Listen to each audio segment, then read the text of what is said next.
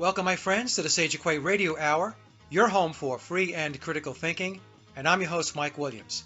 Today, Steve Fawber returns, along with fellow researchers John Lennox and Ralph Pacheco, to further explore the mystery of the standing stone on the McCartney farm in Scotland and whether the stone marks the burial site of biological Paul, who passed away back in 1966. And so, without further ado, here's Steve, John, and Ralph. Welcome, friends. We have a fascinating show today. Steve Fawber is back to take us through more of his research into where biological Paul might be buried.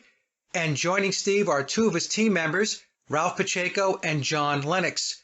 John and his wife actually visited Billy's farm as part of the research into the mystery of the standing stone. And so with that, let's move to the first slide and talk about Scotland's right to roam law. And so, Steve, if you can take a moment and take us through that law, it would be appreciated. So the Scotland's right to roam law, I found that out from another Scottish man over there, that you can go on somebody's property. But John Lennox probably has a little more on that because he actually lives over there in Scotland. So I'm probably just going to let him speak about his trip over there. It was kind of my idea to have somebody go over there, and him and his wife were perfect for it. I thought they had a lot of courage to go up there the way they did, and they did a good job filming and taking pictures, and even interviewed some people, which is great. Yeah, so John, why don't you take us through that? Just tell us a little bit about getting there and what your experience was like, and I would like to talk a little bit about some conversations you tried to have with some of the local folk to see if they would talk about it, and tell us about the freedom to roam and your trek over to the farm. The trek to the farm, it's very remote, it's very hard to get to. There's no road into it. It's closed off to the public, so we'd depart probably a couple of miles away and walk across fields. And it was very remote, and we tried knocking on the door to ask permission to take pictures and shoot a couple of videos, but there was nobody at the property, although it was lived in and looked after quite well. That was about it, really. Spent a few hours with getting there and getting back to the vehicle in Campbelltown. And then we went into Campbelltown and we asked a couple of ladies in a shop about the standing stone, and they just clammed up on us as if they weren't really wanting to speak about it. Okay, so getting there was not easy. And is that because of where it's located, the size of the property, or the farm being fenced off, or all of the above? Aye, there was a road into it, but there was two farms on the road, and the gates were all closed and blocked off, so there was no straight route to drive into it. So what we had to do was we drove round about Campbelltown, and in the back entrance there was kind of like a back way. We got at Google Maps and there was a loch, so we found the loch, and then we seen a High Park farm across the fields, and basically just parked as close as we could get to it, and then just got and walked up and down hills. We were walking for quite a good while before we managed to get to it. Now, the farm is large. If I remember correctly from the first show, it's something like 183 acres. Is that right? That's about right. But apparently owns both those farms on the road up as well. He bought them as well to deter sightseers.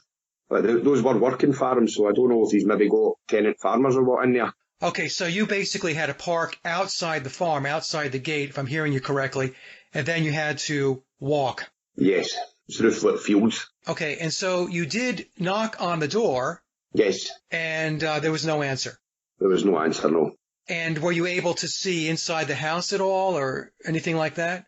We could see that one of the windows was open, and you could see, I've seen pictures before him in with his guitar and that, and you could see like the wood-cladded ceiling. You could see that through the roof light when we walked out across to the stone. But really that was it. We wouldn't want to really pry too closely in case somebody was watching us. Okay, so you didn't encounter any type of security or anybody stopping you and questioning you why you were on the property? No, there was no one there at all. Okay. So, and then you spoke to some folks in town, and when you asked about the farm, you said they clammed up. So what question did you ask them?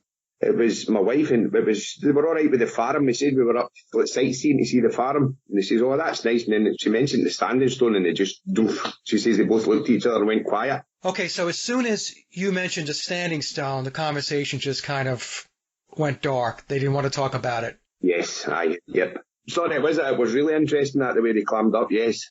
Okay, very interesting. Now, I do want to say before we go any further, and I think the team here is going to agree, we are not advocating that folks make a pilgrimage to Billy's farm. No. Certainly, if you go there, we are not condoning any type of behavior which would be disruptive to anything on the farm, which includes the standing stone, the farmhouse itself, or anything else that's there. So we want to make that very, very clear.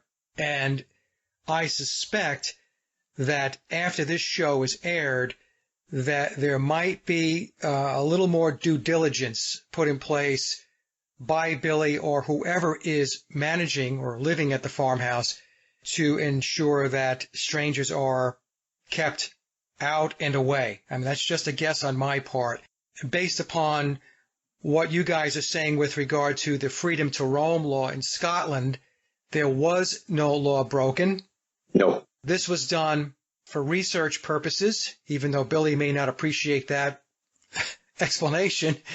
But be it as it may, that's what you guys undertook. And we've got some very, very good information out of your trip to the farm, John.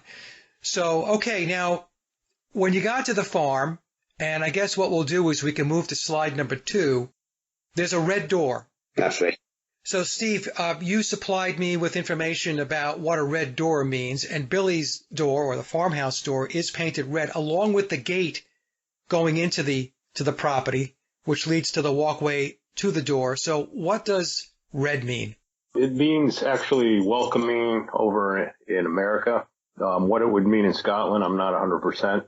It also says protection, so I kind of hit on that word. I think it's at the very end of your slide there.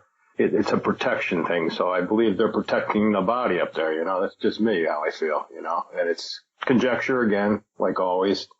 A few things that John might have left out that I wanted to mention is it used to have a red roof. If you look at old slides of it, it had a red roof, so that's no longer there, and John was actually trying to find the red roof in the distance as some kind of landmark, and he had trouble finding it because there was no red roof. So they replaced it with the red door, the red gates, and it's all well maintained, freshly painted. Another thing I think John might have left out, when he was actually up at the stone, there's a little bit of a video he shot too. Him and his wife heard crackling in the woods as if something was walking through the woods, either a person, an animal, whatever it was. But he felt like he was being watched, I believe, John, right? Yeah, that's right. It did feel as if a bit creepy, almost. There was definitely cracking, and there was something in the woods, whether it was an animal or what, I don't know, but it definitely felt as if there was something there. Okay. All right. So possibly an animal, possibly somebody who was watching to make sure that you weren't doing anything disruptive. I might be watching for a distance, I don't know, but they didn't answer the door anyway. If they were outside. Okay, so let's move to the next slide where we have Billy standing in front of the stone with the horse, and then the middle picture is John in front of the stone, and then we have the picture of the stone where we are stepping back from it. So, John, tell us about the stone, the size of it. How tall are you? I'm 5'11". I'm just a fraction under 6 foot. So it's 9'6". That'd probably be a bit accurate, I think, by looking at it. It's 9 foot 6 inches, I believe. Yeah, it's 9 foot and I believe 6 inches tall. And the width, I had the diameter, but I don't have it on me. But you can see it's got a lot of girth to it.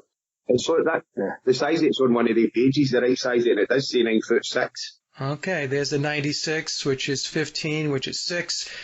And, of course, we also have, the inverted 9s and 6s. So it could be 9 feet 6 inches, could be 99. It could also be 66. So, okay. So the numerology and the occultism is all around this, which is what we would have expected anyway. Now, John, is the stone itself, is it on a hill, or how is it positioned on the farm? It is on a slight hill towards the front of the farm. As you go beyond the stone, maybe 100 metres, 200 metres, there's a bigger hill towards the front of the property. But it's not, I wouldn't say it's not a great big hill, just a small incline. Okay, so it's not on a hill, but there is an incline. All right, so let's move to slide number 5, where we have 2 more pictures.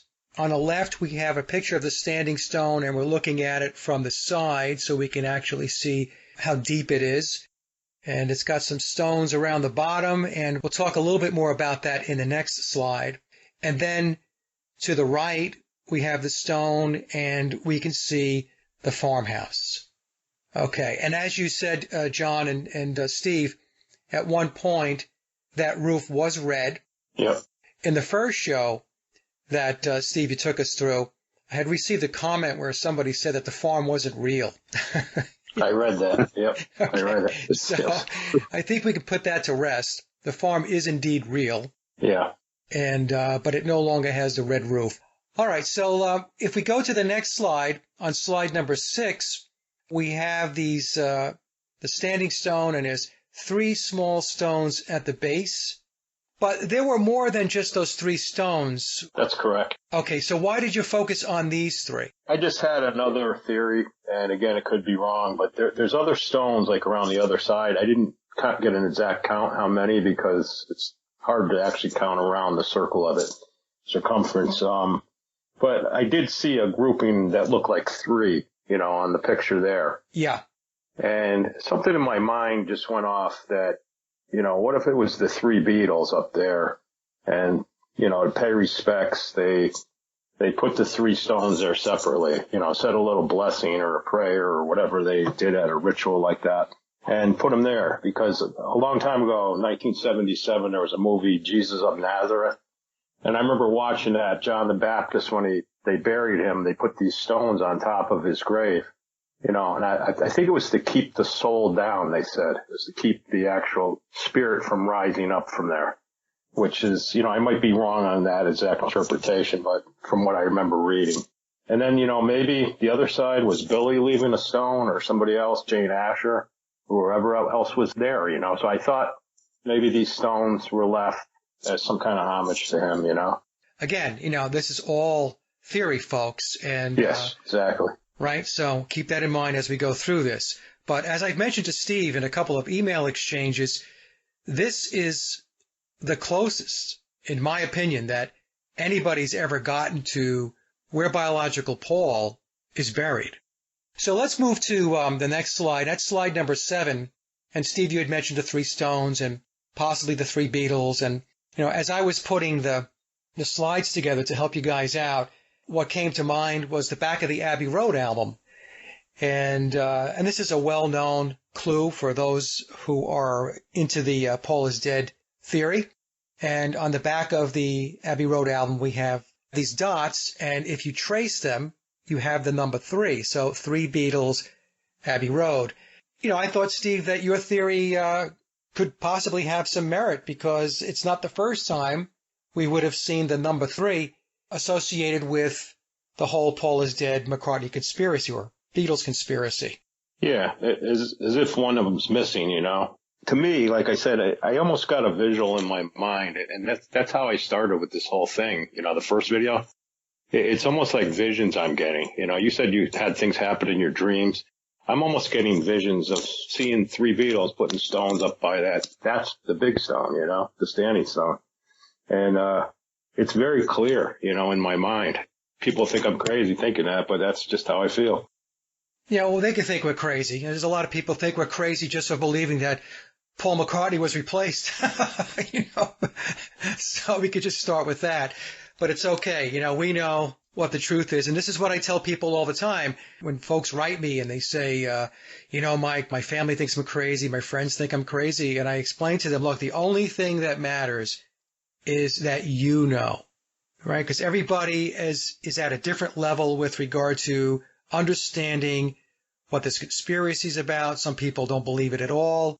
Others have varying degrees of what they're willing to accept within the Paul is dead McCartney conspiracy. And of course, we have everything in between. So it's about what we're focused on, and it's about what we know. All right, so let's move to the next slide, slide number 8. And this is the standing stone in relation to the left side of the barn. And I don't know, John, did you want to talk about this a little bit? That was the entrance. That was the way we come in. As you can see, it was a well-maintained little path. And from that path, it just leads into wild fields, basically. The farmers were working. It was all well maintained. That little burn is you probably can't see there, but we were standing at a gate, and that was the gate, which I think is the entrance to that property. And the standing stone was really the first thing we seen of the farm, even from a distance. It was the stone I noticed first, because I was looking for the red roof, and it doesn't exist anymore, obviously. That was about it, really. And when you said that the farm is well maintained, and we could see that if we look to the picture on the right, we could see how the grass is well maintained. It's cut leading up to the farm, so it's obviously being cared for. That's right. So if we move to the next slide, slide number 9, maybe Steve, you want to talk about this a little bit. What were your thoughts about this? This burn, it actually means a stream. I don't know if that's a Scottish term, because I never heard that over here. Maybe it is, John? Yes. But I believe that's the area where they planted the tulips in that video, because it's down a little bit to the left. And if you remember, when you showed that Life magazine cover, it showed the stone up higher in the field. I think it was over his shoulder. I believe that was the stone. I believe they were down near this stream. And, somebody brought up the point. I'm not sure who it was. It might have been Ralph there. Where do I actually think there would be a body if there was a body? It could be under that burn area, near that burn area where the tulips were planted. Because what I've learned about these menhir stones, the standing stones, is that there's chambers underneath. So possibly Paul would be in his chamber down in that area. Or he could be directly right under the stone. So that, again, it's all conjecture because I can't prove anything. But I have a feeling he could be down there or it could be under the stone. But I do believe he's on this property, in my opinion.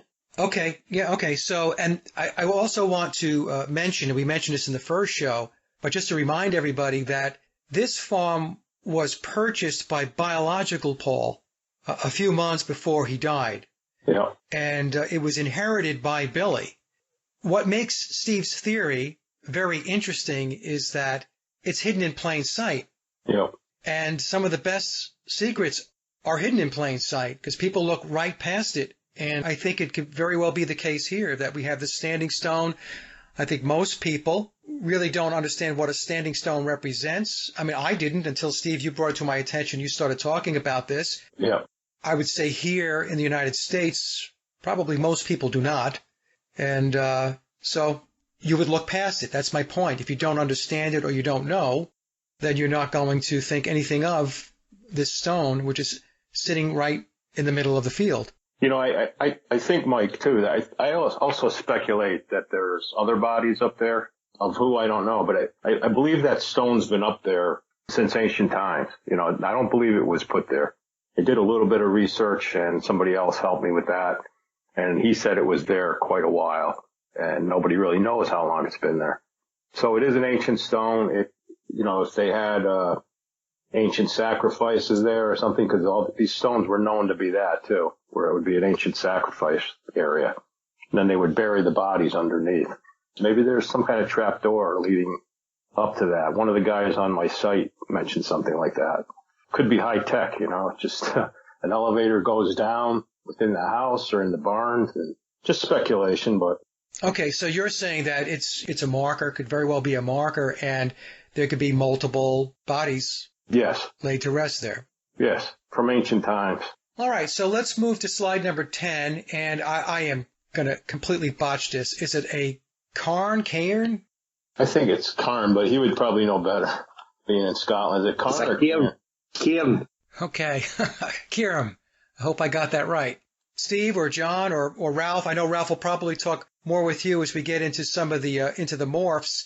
So what exactly is a Cairn? It's a burial monument. Again, what's it doing up on that hill? Obviously Bill spent a lot of time up there. I also remember in memoirs about him wanting to be close to Paul's spirit in order to feel his spirit in his music and everything. From what I remember, if I'm saying that correctly, maybe Mike, you could interject in that. But I remember he wanted to be close to him. Basically these cairns are either sacrificial sites or burial chambers underneath, from what I've read anyway.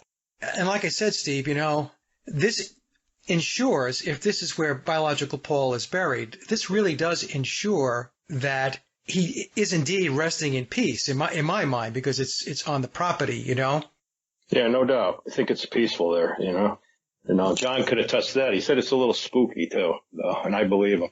So tell us a little bit more about that, John. Why was it a little spooky? I don't know. It was just like an eerie feeling, especially with the cracking and with crunching in the woods.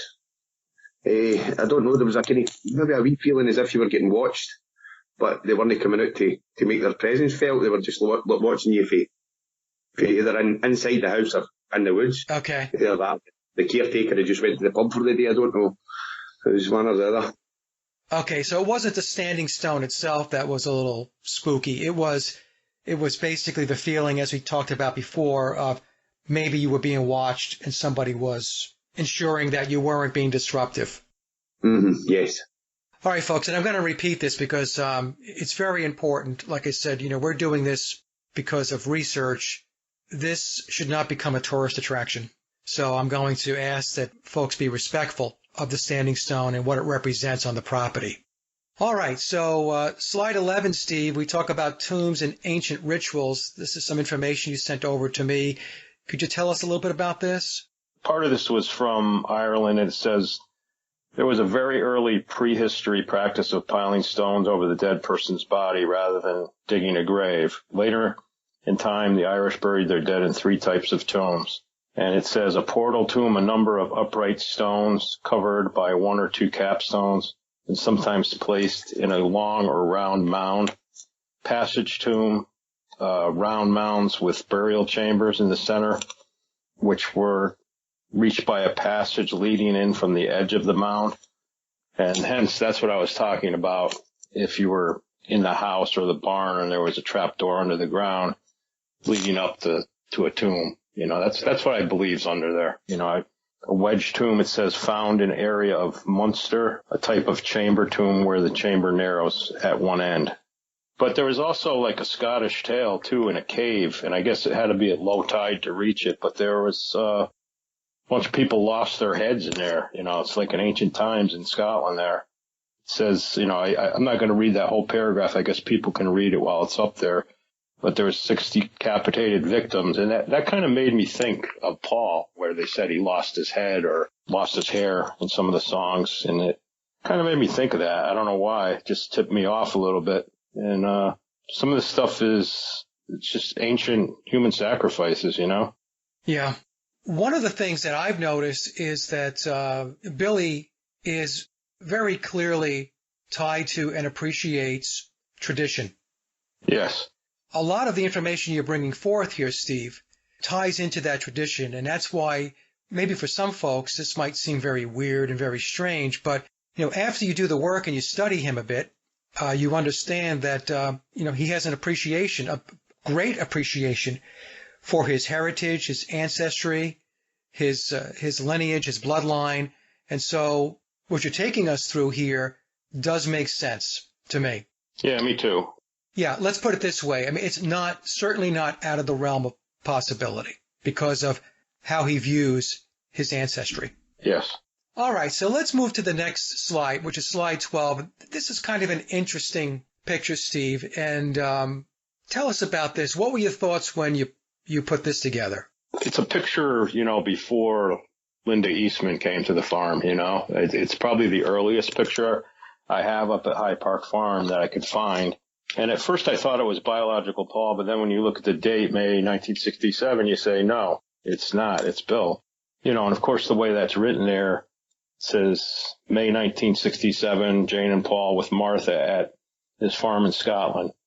Paul had picked Jane up at the airport upon her return from her long North American tour with the Bristol Old Vic, and immediately took her away up to his remote Scottish farm for some precious time alone together.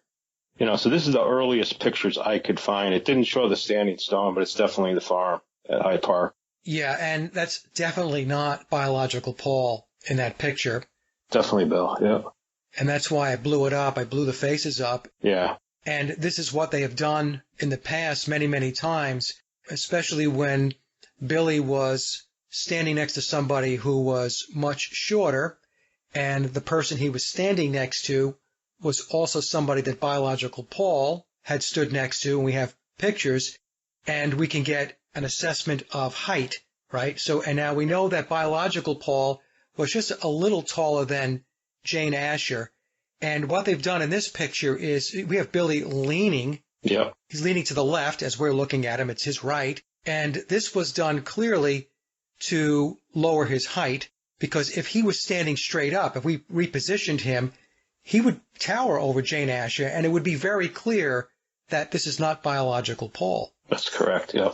And the other thing, Steve, is I know we'll get into this a little later in some of the other slides, but is he holding what we would consider a shepherd's crook as well? You know, I was going to bring that up. It looks a bit smaller than what we're going to bring up later. Yeah. To me, it doesn't look like that exact same relic, but we're going to get into that for sure. All right, so we're not sure then if what he's holding there, it looks like a cane, obviously, but I was wondering if the cane was also representative of the shepherd's crook, and we'll get into that a little later. The last thing I wanted to mention on this slide is that he's wearing a shirt with the number 22 on it, and 22 is a master number in occult numerology, so I don't think there's any possibility that that was just by chance that he stuck on a sports jersey with the number 22 on it. And talking about the occult, we'll move to slide number 13, and we're going to shift away now from the farm, and we're going to get a little bit into Aleister Crowley and his possible ties into Billy. So slide 13, it's titled Crowley's Influence. And Steve, what do you want to tell us about this? Yeah, at first I didn't believe that Crowley was Bill's father. And the more you delve into it, and the more you look around, there's tons of clues that make me believe he is. I happen to find this is somebody else's work on the right-hand side of that, beside the picture of Crowley. Yeah. If William is Crowley's son, Crowley would have been 62 when Billy was born, 1937. So he was my age then. So, you know, it's old to be having a kid, but it's possible. It says, we notice similarities when comparing a young Crowley to James McCartney. The family bloodline ties could explain Crowley's influence on Billy and the Beatles. If not Billy's father, then he's a student of Crowley, because there's all kind of things through Bill's work leading to Egypt and all that, if you really look into it. Yeah, well, all of Crowley's, his religion and his philosophy goes back to the Egyptian mysteries. And you're right, Steve.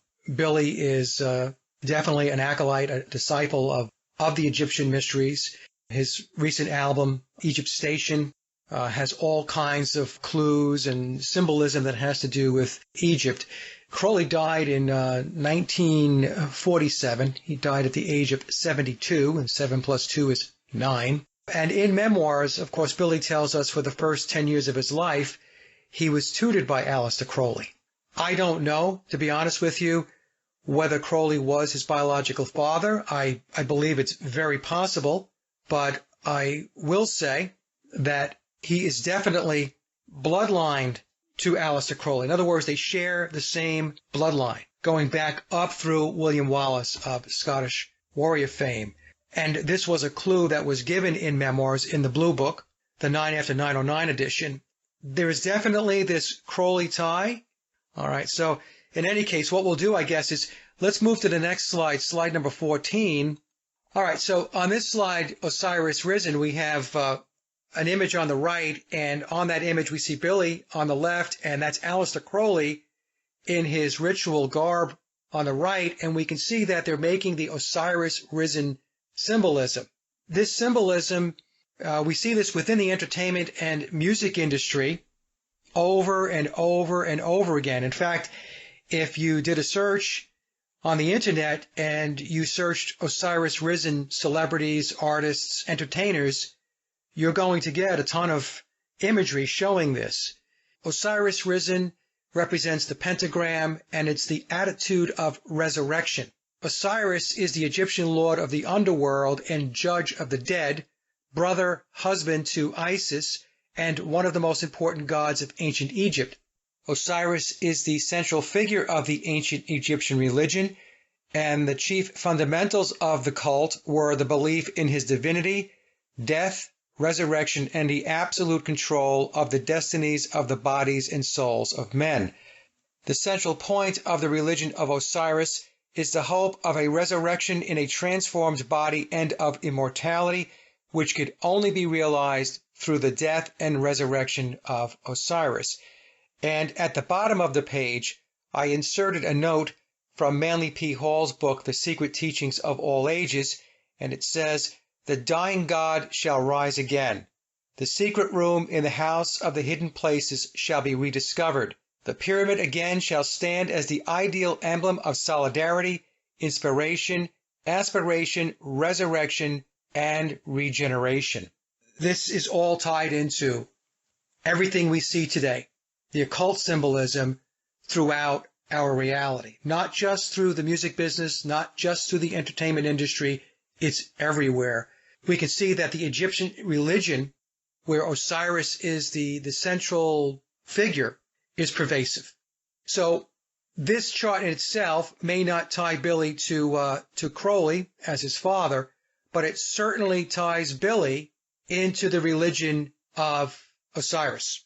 You know, I think there's quite a resemblance to even Bill and Crowley. I know he's had surgeries done there, but there was some morphs that were done that we did, and I know we're not using them on here, but, you know, even Stanshall morph into Crowley and Bill into Crowley. There's definitely some resemblances when you put them together. I know we're not really showing them here, but I wanted to mention that if people want to dig and take a look, it's interesting to see the resemblances of how they look alike, you know, in many areas. Well, I have the morphs, and what I'll do is I'll put them into the presentation. And the thing too, Steve, even though Billy's had the surgeries, as we know, the surgeries are not holding together like they did when he was younger. No. So in this picture, what we're looking at on slide 14 is a version of Billy where the surgeries are not holding together, and he's looking more like himself. Right.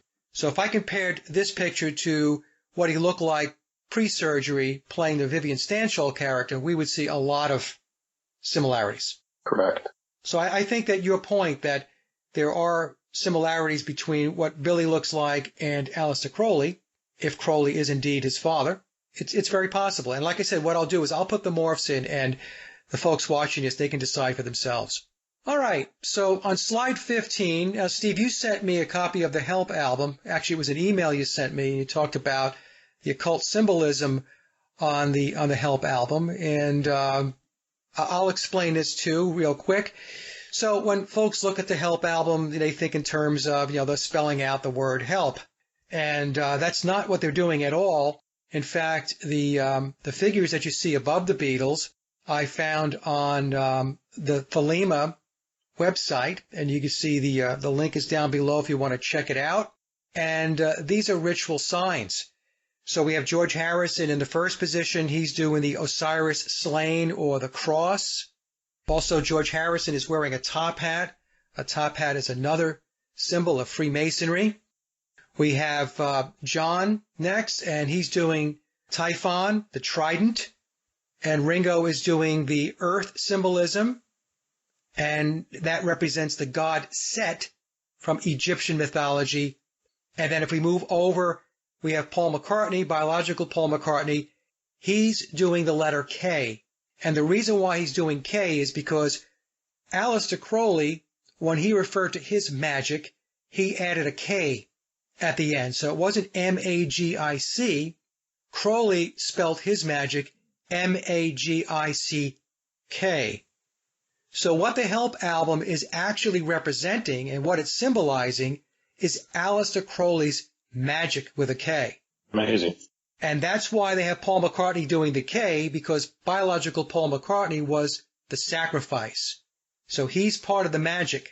There is a magic aspect to the Beatles as well. So there you go, folks. That's the Help album. If you want to dig further, like I said, the link there is at the bottom of the slide, and I'll put it in the description box as well. You can click on it and take a look for yourself. Okay? Anything else, Steve, or anybody else wanted to add about this before we move on? Yeah. There was a picture of Vivian Stanshall that's very similar to the Osiris character that's in these pictures right here, which when I first saw these pictures, and it's like, it's weird when we get clues with researching. It's like someone may post a picture, and then within minutes something pops up. Like I came across this picture with Vivian Stanshall where he's standing in a lake and he's wearing a black garb, and he's not wearing a hood, but he's wearing a 3-pointed hat. And it's very similar. It just reminds me so much of this character of the Osiris. I noticed it seems like with the Vivian character, Bill is able to do a lot more on Crowley himself. Yeah, well, we'll get into that, Ralph, in a little bit. And but if you have a picture of Stanshall, the one you're talking about, send it over to me. Okay. And I'll slip it into the presentation. Okay. Okay. Well, the net of it is, occultism is all around the Beatles. The Beatles are immersed in it. And this is one of the aspects of the conspiracy that I've gotten into and you guys have gotten into that a lot of people have a lot of difficulty with. They're okay with going down the road that says biological Paul McCartney was swapped out. It's like, oh, okay, I can get my arms around that. But as soon as you start stepping down into some deeper aspects of this conspiracy, the magic, the ritual, the occultism, that's where a lot of people jump ship. I mean, they just are not comfortable with it. They don't want to accept it. It's very disruptive to their belief systems, their worldview. But the truth of the matter is, and you tell me if you agree, Ralph, the evidence is overwhelming that the Beatles were immersed in the occult. Yeah, I believe so. And everything was completely planned out. There's just no way. There's so many clues that we come across. And yeah, you almost think that you're crazy when you're researching this stuff. It's just, you almost don't even trust your own instincts at a certain point because it's just, there's so many clues out there. And I can't believe that people have this much time to do this. Well, it's one of the most elaborate psychological operations in modern times. Yeah. It really, really is. And as I've mentioned, in a couple of other videos, that's why the McCartney and the Beatles conspiracy is so important to understand. It's not just about replacing a guy in the band. That's really a subplot for me, and I'm sure for you guys as well, because it goes way beyond that. Once you get into the other pieces of the puzzle, as an example, you begin to understand very clearly the pyramid of power, secret societies, which includes Freemasonry, the Illuminati, Tavistock, of course, mind control, social engineering. It gets into the drug culture. We just talked about Aleister Crowley and his magic. There's occultism, which includes numerology. There's mysticism and rituals. And, of course, it all gets wrapped up into Luciferianism and Satanism. And, again, this is the dark aspect of this that a lot of people have a very difficult time with. But it is what it is. And as you were saying, Ralph, when we start to dig in and we look, it's all out there. When you don't know, it's easy to look past it. It's like what I was saying before about the standing stone. I mean, the stone is there at the farm, and if you don't know what a standing stone represents, you don't think anything of it. But it's a clue that's hidden in plain sight. And it's the same thing with the Beatle album covers as an example. I mean, there's no question, if you look at the Help album cover, and once we see the ritual signs that are Crowley's ritual signs from his rituals, his religion of Thelema, that's what they're doing. There's no question when we look at the second album with the Beatles, the UK release, that there's one-eye symbolism on all four Beatles on that album cover, and it goes on and on and on. And we'll get a little bit more into Sgt. Pepper because you guys gave me some great information, additional clues on Pepper, occult symbolism, and we'll take the audience through that in a bit. So let's do this now. Let's move to, we're going to stay on Crowley, and we're going to shift, though, from Crowley, and we're going to kind of get into the whole Stanshall piece, Ralph. And so if we go to slide 16, and let me just shift back to Steve for a second, because Steve had sent me this picture. What is going on here, Steve? When you got this picture, when you first took a look at it and you downloaded it, what were your thoughts as you were taking a look at it? Another Scottish guy had posted this picture on my PID site, and he didn't really see what I saw in it. He saw something totally different.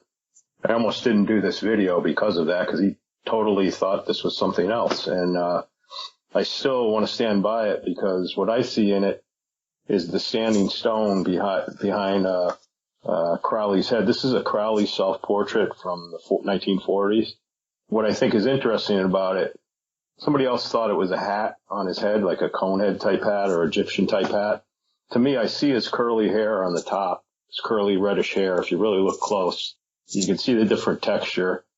And then you see that whole shape of a stone that I think, John Lennox can say that's pretty equal to the shape that we've seen up on, on the farm. At least from the pictures I see, it's definitely the same kind of shape. It bows at the top a little bit. It is painted brown where the stone is more gray, but, I thought that stood out to me so quickly when I saw this painting, and then finding out it's a Crowley self-portrait, and then seeing, what we're going to bring up pretty soon. There's a shepherd's crook in there that he's holding, and I thought it was bizarre that it showed a head, like a beheaded person on it. And one person told me this might have been from, I believe, a potato famine or something like that, so I don't truly know what he's trying to represent here. But I can tell you that shepherd's crook is in a lot of pictures coming up that we're going to show. And that really floored me too. The fact that this crook is in there, and it's exactly like the ones you're going to see in pictures coming up. And there's other symbolism in there. You can see, I don't exactly know who the other figures are in there, but I have some speculations that we'll see too coming up. Okay. And then the thing about whether that's a pointy hat or not, when I looked at the picture, Steve, I didn't think it was a pointy hat. And no. One of the things I've learned to do as I've gone through this whole process of analyzing images and pictures as I'm doing this whole Beatles conspiracy is to take a look at everything that's in the picture. In other words, don't just focus on that. So as an example, if we look to the left where the hawk is, right? We believe that's a hawk. Yep. That's also stone. And look how the stone was depicted, how it was painted with some beige, light brown, dark brown coloring, right? Yep. And we have the same coloring behind the head of Crowley. Yep. So that tells me that is indeed a stone, because in other depictions of rock or stone in the image, that's how it was painted. Correct. Yep. Okay. So that's just my 2 cents on it. Now, we're going to move to the next slide, and I found this to be very, very interesting. So when you sent this over, I was like, okay, this is starting to make sense now. So let's move to slide 17. And wow, was the Stanshall character based on Aleister Crowley? Yeah, it's funny. It never showed Aleister Crowley. It showed him bald or with a hat on, or didn't ever show him with red hair that I could see. Yeah, there is actually a morph Ralph did.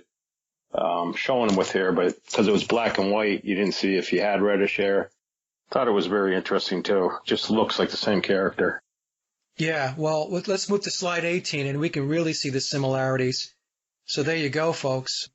A side-by-side comparison of the self-portrait of Crowley, and then to the right, we have a depiction of Vivian Stanshall, and we can see the eyes look very similar. The mustache, the beard, it's really very interesting. Yeah, it is. Another interesting fact, if you take a look at Bill's paintings, he almost paints in the exact same style as Crowley. It's a little bit freaky. You go look through his paintings and then look through Bill's paintings, and it's almost painted in, I would say, the same medium or whatever, and just more flat, kind of almost maybe impressionistic would be the word. It's almost the same style if you look how he paints. I think that's interesting too. And on the previous slide, that stone is up on a hill too. It looks very much like High Park Farm. I'd be willing to bet that's a painting depicting High Park Farm, even though somebody else I know doesn't think so. I do. So I'm just saying my 2 cents on that. Well, it's your research and your presentation. My 2 cents. Yeah, so yeah. I think it is that place, Yeah, if somebody else has a different opinion, they should come forth and present their different opinion. Right. Okay. Like I said, we're going through theory here, folks. That's what we're doing. Yeah.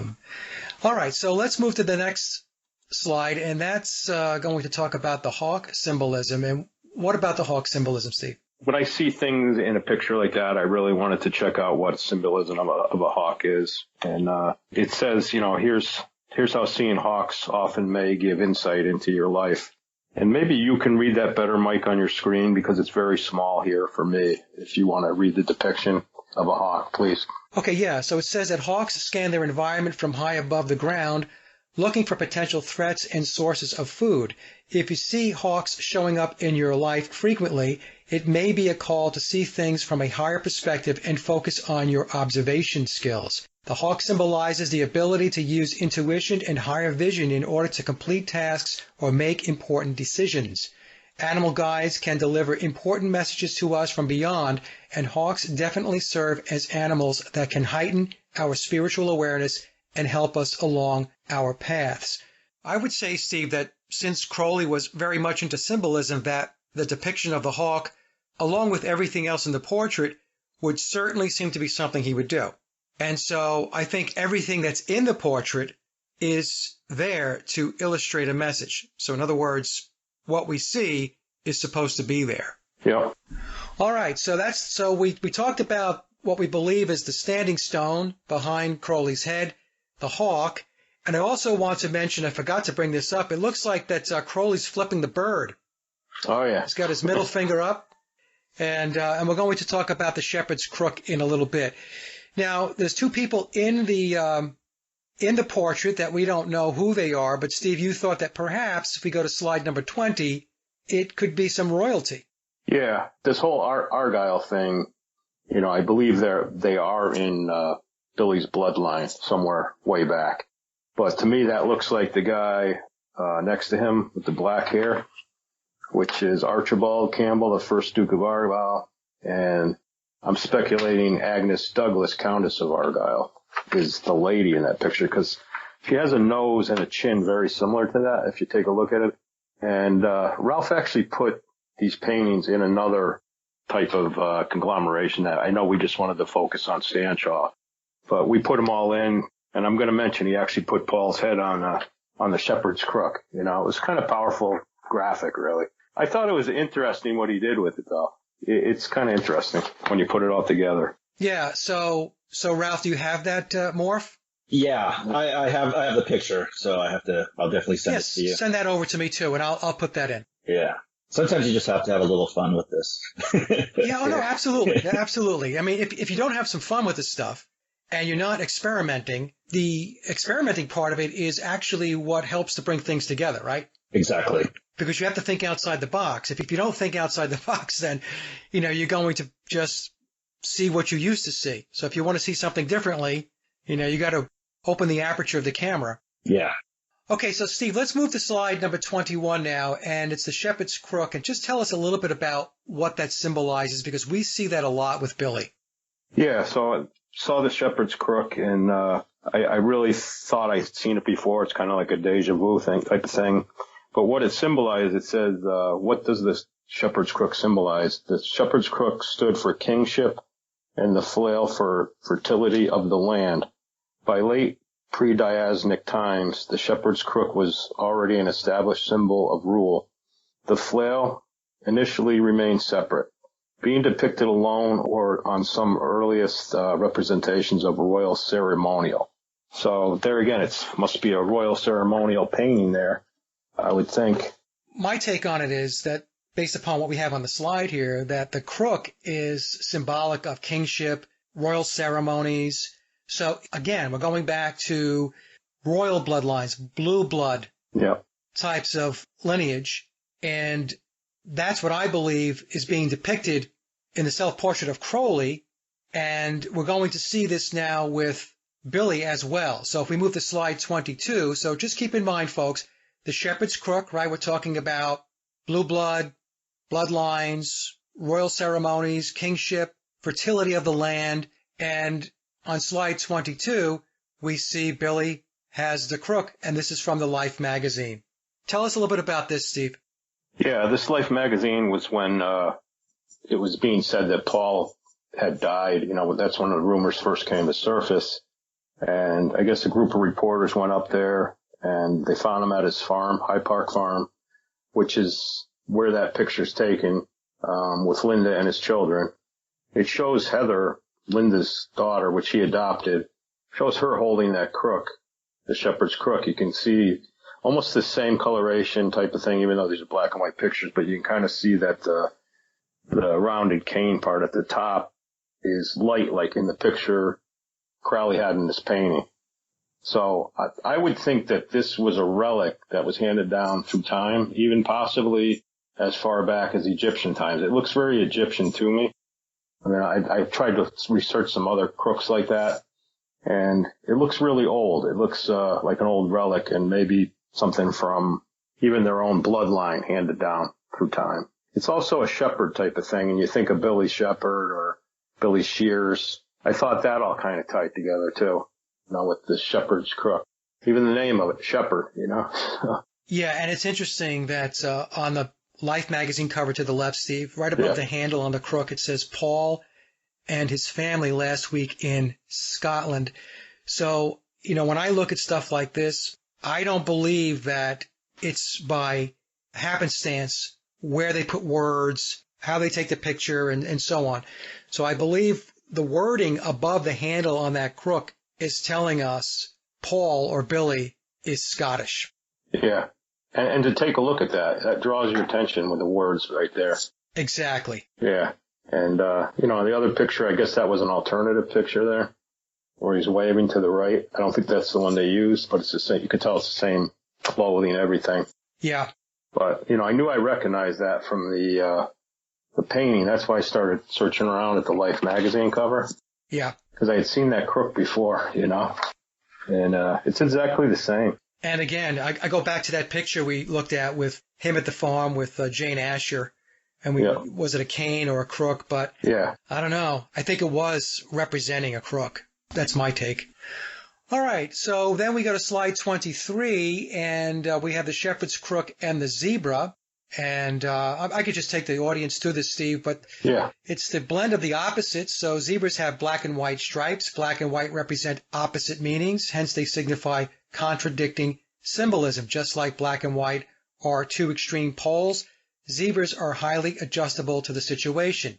They can be both adaptable as well as determined when it comes to survival. Because of this, balancing attitudes in times of trouble, a zebra always finds its way out of a tight spot. Among many other things, zebra symbolism denotes that things are not as cut and dry as black or white, right or wrong. Everything must find balance in the world. Every aspect of life requires balance. And so when we talk about black and white, and I've discussed this many times in many presentations and shows, we're talking about duality. This is why we have the Freemasonic checkered floor. And in this picture, it's interesting. We have the shepherd's crook on the left, and that's from Wikipedia. And then on the right, Steve, you supplied this image here of the zebra holding a shepherd's crook, which I found to be very intriguing. Well, reason I put that in there is that was on an I Am a Phony video. So, I don't believe it's trademarked or anything, but to have that shepherd's crook in there, it looked like the same one on the cover. It's got the white top again. It looks somewhat Egyptian.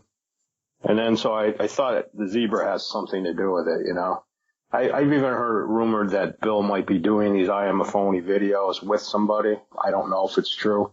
And I don't want to promote somebody else's videos, but, he has some interesting videos that come out too. And that was a still shot I did, from that. Anyway, I thought it was interesting. Okay, no, very good. No, I Am a Phony is a very good site, and I spent time myself looking through the videos and picking up on various clues. The only thing with I Am a Phony, a lot of people find it to be too cryptic. Yeah. And so it becomes a little difficult sometimes to pick out, what's really going on or what the message is. But in any case, I recommend it. I recommend there and my channel.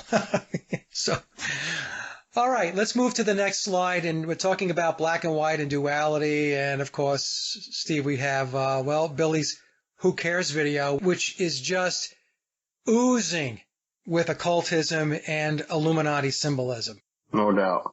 And I think the first thing I noticed in that video was all the black and white. And that's why I wanted to include the zebra in this video we're doing.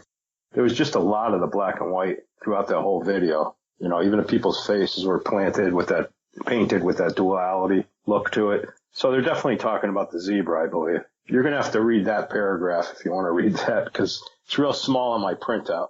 Yeah, no problem. I'll read it. So now we're taking a look. This is a still I took from the video, folks, from Billy's Who Cares video. We could see we have the hypnosis spirals in the background. In the memoirs of Billy Shears, Billy tells us that he was in a trauma-based mind control program, his earliest memory going back to the age of 3. And the other tip-off from the video and this screen capture is you can see on his left lapel, or left side of his body, he has the monarch butterfly, monarch mind control.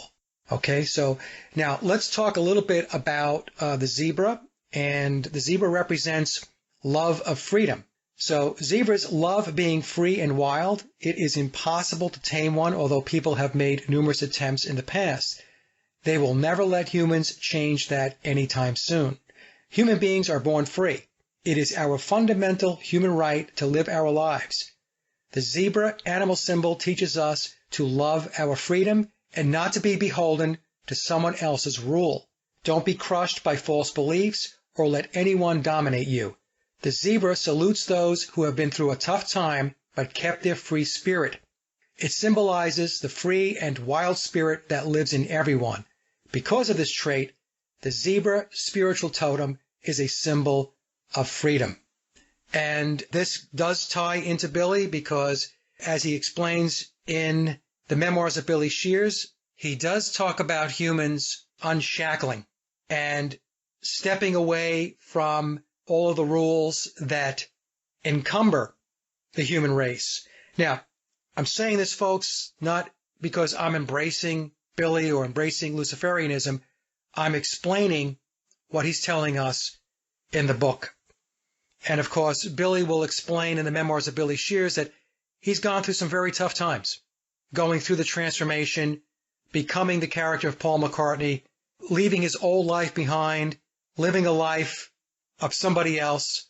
And probably one of the major reasons, I believe, and I think the guys on the call also probably agree, is the reason that he came out with the memoirs of Billy Shears is because no one knows who he really is. Nobody knows who William Shepard is, and he's the guy that's been playing the character of Paul McCartney since 1966. He's the primary replacement, I should say, through today, and everybody thinks this guy is someone who passed away 54 years ago. So the struggle in Billy's mind is real. So I think that little passage there, Steve, that you sent over about the zebra and the one in the prior chart does tie in very significantly into Billy and his philosophies and where he's at right now, especially with regard to disclosure.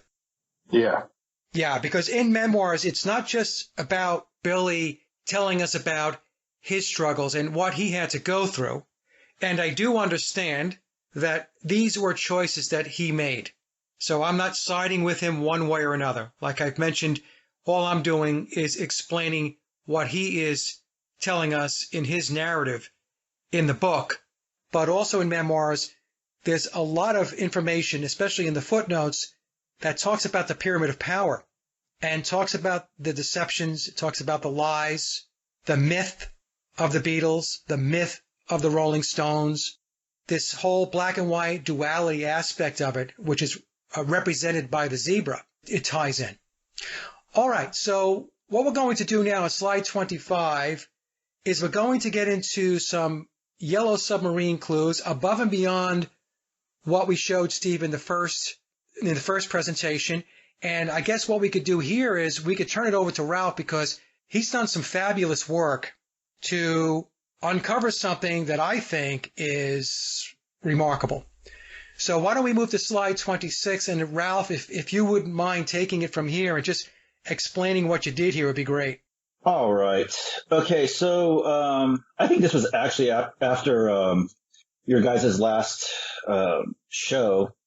I think it was like that Saturday, we just start finding stuff.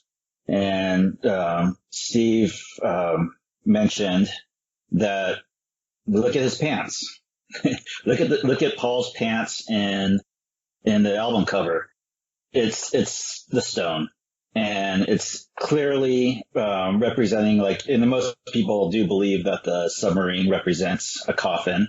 So in the picture next to it, I went ahead and I got rid of everybody else, just kept the pants on there to see the stone, so you can actually see the stone itself. I put Paul in the picture down below, and to me, there's clues in everything that they do. It basically says he's buried underneath a stone. It's just so clear once you see it, and I can't believe we haven't seen it before. I'm sure somebody else has saw it before, but I don't think so. This was actually quite amazing. So, yeah. So Steve, you're the one that said, look at his pants. Yeah, I just noticed it looked like kind of like if you squint your eyes, even like I do that because I'm an artist too. You squint your eyes, it kind of stands out even, and his pants, the one leg is almost like the shadow of the stone. Right. And, with John being there, he saw the stone better than us, but it is kind of like a long 9-foot stone. It's pretty narrow from certain angles, and it's up on the hill. It's got the casket down 6 feet under, so they're definitely trying to tell us something about this stone. Yeah. Well, the other thing I noticed, Steve, was, if we look at the picture on the left, which is the Yellow Submarine album cover, look at the feet of the other Beatles, and they have their feet placed right near the base of the stone. So when you spoke earlier about the 3 stones at the base of the standing stone, you're right. Stones at the base, right? I thought, wow, I was looking at that and I thought to myself, maybe. But in either case, the fact that you guys picked out his pants and said, we think that might be the stone, and it's on a hill. And then, Ralph, I see you placed biological Paul McCartney's body in the Yellow Submarine. And we talked about this in the earlier show. In the first show, we said that the submarine represents sub or below, subterranean. Yeah, right? Exactly. So, and in the song Yellow Submarine, they talk about the sea of green. Well, the sea of green is a sea of grass buried below the grass. Really, this is fabulous. And we're going to show another slide, folks, in the next couple of slides where Ralph captured the morph, and you'll be able to see how this maps to the slide I'm going to show you next. And on slide 27, guys, we have Linda McCartney's standing stone photo. And so we have the horse.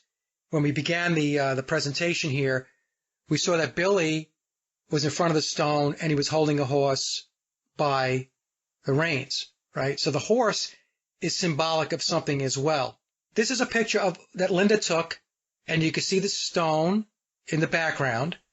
And then what I did was I showed the back of Billy's album, which is titled Paul McCartney's Standing Stone, and we can see Linda's picture was used for the back of that CD sleeve.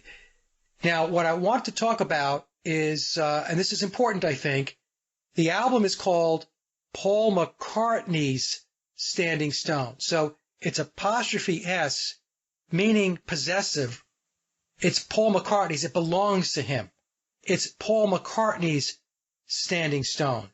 The album didn't say Paul McCartney, Standing Stone. Nope. Like Billy's album, Paul McCartney, Flowers in the Dirt. Paul McCartney, Driving Rain. It's Paul McCartney's Standing Stone. So Billy is giving us a clue here. He's telling us this standing stone is tied to biological Paul McCartney. It belongs to him. Would you agree with that, Steve? 100%. Yeah. And, I've had other people that I feel are really prominent tell me it's his stone. I can't mention who they are actually, but, it's something that I believe it's his stone. Have confirmation, I feel like, in what way? I don't know. It's a monument. Me, I thought it was something else than just a monument, Yeah. Well, like I told you, Steve, this is the closest anybody's gotten to where he's buried. If he's not buried exactly under that stone, fine. But what you have done is you have narrowed the spectrum of where to look. Yeah. I'm wondering if I'm going to see anything about this in memoirs when he does an update, you know, so like you had with the Beatles music, you know, I wonder if anything will be put in there about this, the Standing Stone. When I did the video on the Beatles music, whether they wrote all their own music or not, what Tom told me was that as truth comes out outside of Billy, in other words, truth is discovered and then it is communicated out into the public domain, this allows Billy to be able to disclose more. This is how it was explained to me. I don't know why that is.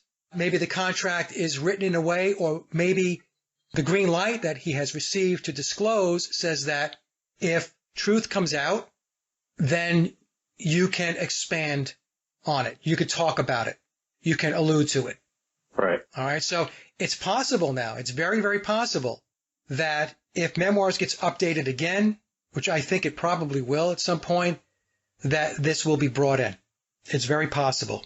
Let's move to slide number 28 now. And we know that in conspiracy research that The Simpsons drop a lot of clues. And here, Steve, you picked up on this one here. So tell us a little bit about what caught your eye here. You know, it's interesting to watch that whole cartoon. You can still find it on YouTube. You know, going back to the whole thing with the tulip plantings that I believe are up there, seeing that spade, that's an individual spade for planting bulbs. So it's very odd that he has that in his hand. It's not like a mason's tool, like people could interpret it that way. But to me, it's a bulb planting apparatus shovel, you know. So, and the other one is for planting a bigger bed. But that particular type of shovel is for planting one bulb at a time. So it's a very unique shovel. It's definitely for planting bulbs. And I thought it was odd that it's in there, you know. No, it is very strange that it's in there. I would agree. And then you have a screen capture of the video of where Billy was planting those bulbs. And I'll rerun that video again so people can see. Okay, so I'll insert that into the presentation. All right, so on slide 29, Steve, tell me about this. I put this together, and I was assuming that I know where you were going with this, but why don't you just tell me what your thoughts were? Yeah, this is really more of a Ralph thing. Maybe I should let him speak. Okay, so on the last presentation, I know you guys were speaking about this John Lennon photograph, and we were trying to figure out possibly there was a message down below. So I was like focusing on this picture over and over. Then I looked at that photograph, and I'm like, it's like a mirror image of this photograph. And basically what I did, I just inserted the dog, Martha and Paul, Billy, in the other picture. And it's, instead of having like, we thought possibly that's a stone, the standing stone behind the left shoulder. It looks like John put a sun behind it. I don't know what the dates are exactly, if this is after this photograph was taken, but I do believe John drew this, and showing the clues again on the head. It's just straightforward. And also I know like we did a mirror image on the bottom of the feet of the drawing, and it came to us, I don't know, I believe it looked like a skull on the feet of the drawing. Okay, I have that, and I'll insert that in, Ralph. But it's just very, like with John's drawings and even like with Bill's paintings, they're not, I'm not going to say they're the top quality, but there's a lot of little clues in there. There's a lot of clues, and that's the thing with him. Everything he does has symbolism in it. Mm-hmm. Everything he does. And a lot of people have a hard time with that. Everything he does, Mike. Everything he puts out as far as records and stuff like that and album covers and so on, when he does interviews, he masterfully speaks. He puts a lot of stuff out there. And it just takes looking at it and beginning to understand the symbolism. You can start to piece it together. So with this, I can see, where you've gone with this, and I think you're probably right. So he was doing an iteration or version of John Lennon's drawing. That's what I got out of it. Yeah. Ralph, we're going to stay with you because this next slide steps us through your morph of the Beatles' Yellow Submarine album, and then to Linda's photograph of the Standing Stone. So, folks, just for point of reference, the bottom right is the Yellow Submarine album, as you know. First of all, maybe you could do this. Explain how you do these morphs, because they're fascinating. How do you do them? It's funny because it's like, I'm just using my phone. I'm not even using my computer. I have a better graphics, I have a better program on my computer, but I've just been using my phone. I just take screenshots of, I have one program where I do a layer. It's called Layers, I believe. And I just go ahead and I put the photographs on top of each other, and I lower the opacity on the picture that's going to morph into it, and just do screenshots. And then I put it through a GIF or GIF, however you want to say it, program, and it just puts it together. And it takes maybe like not even 5 minutes. Okay. All right. And so you have picture number one there is, you took out the rest of the Beatles, and we just have Paul's, his legs, right? Yes. And number two, we're starting to bring in Linda's picture, and 3, more of Linda's photograph. 4, we're really starting to see Linda's photograph, and then it's almost a direct map to Paul's pants on the Yellow Submarine album. Yes, I believe so. And even the hand on the there's the hand pointing to the Beatles, and the album cover is, I mean, it's a little lower, but it kind of reminds me of the horse. You can see a little bit of the horse in the morph, and it almost looks like the horse's head. Yep. Okay. Very good. All right. So I think I have the morph of this as well, and I'll insert that into the video. Okay. So people can see it in real time versus looking at the stills. All right. Slide 31, we have some occult hand signs and the letter P on the sub, and of course the hand signs that they're doing. We've got Billy doing the 666 sign, and we've got John holding up the sign of Baphomet, and again the P is on the sub. And so, Steve, I guess what you're saying here is that the P on the submarine represents Paul McCartney. Yeah, and something else came to me later. Yeah, the P definitely represents Paul, and what I thought was interesting about this, when you think of, there's usually 4 pallbearers carrying a casket, and you think Paul, the word Paul, and then pallbearers, and they're holding up this submarine casket, as if they're holding it up and they're going to carry it to a grave. So those kind of things come to me pretty quickly. I look at it and I feel that's real symbolism for that too. I could be wrong again, like I always say, but I feel like they're holding it up, and at least the back 2 are, George and Ringo are. Yeah. And P being represented as the body in there. Well, the other thing that I noticed was this is a 45 RPM sleeve, so we have Yellow Submarine and Eleanor Rigby, yep, which is another Paul is Dead song. Yep, no doubt. Okay. So let's move to the next slide. And what I can do here, guys, is I can read this. And I actually found this on Wikipedia, and I found this to be very interesting. So when we talk about the Beatles and what the social engineering and the cultural changes were all about, one of the primary results that they wanted out of the Beatles and Beatlemania was to dislodge Christianity. So in the memoirs of Billy Shears, we are told that the Illuminati declared war on Christianity back in 1962. And of course, 1962 is the official start of the Beatles. So I'm going to read this. This comes from Wikipedia. According to the band's press officer, Derek Taylor, all 4 Beatles had abandoned their religious upbringings by 1964. In an interview for the Saturday Evening Post in August of that year, he stated that the Beatles were completely antichrist. I mean, I am antichrist as well, but they're so antichrist, they shock me, which isn't an easy thing. In February 1965, the band gave an interview to Playboy magazine, in which they defended themselves against claims that they were anti-religious, while at the same time emphatically declaring themselves to be agnostic. McCartney: we probably seem anti-religious because of the fact that none of us believe in God. Lennon: if you say you don't believe in God, everybody assumes you're anti-religious, and you probably think that's what we mean by that. We're not quite sure what we are, but I know that we're more agnostic than atheistic. Playboy: are you speaking for the group or just for yourself? Lennon. For the group, Harrison, John's our official religious spokesman. McCartney, we all feel roughly the same. We're all agnostics. Lennon, most people are anyway. McCartney, in America, they're fanatical about God. I know somebody over there who said he was an atheist. The papers nearly refused to print it because it was such shocking news that somebody could actually be an atheist. Yeah, and admit it. Star. He speaks for all of us. So this is very interesting to me, guys, because this goes right along with what we're told in memoirs. And we can see here that this is a process of dislodging a religion, Christianity, that is very embedded in American culture.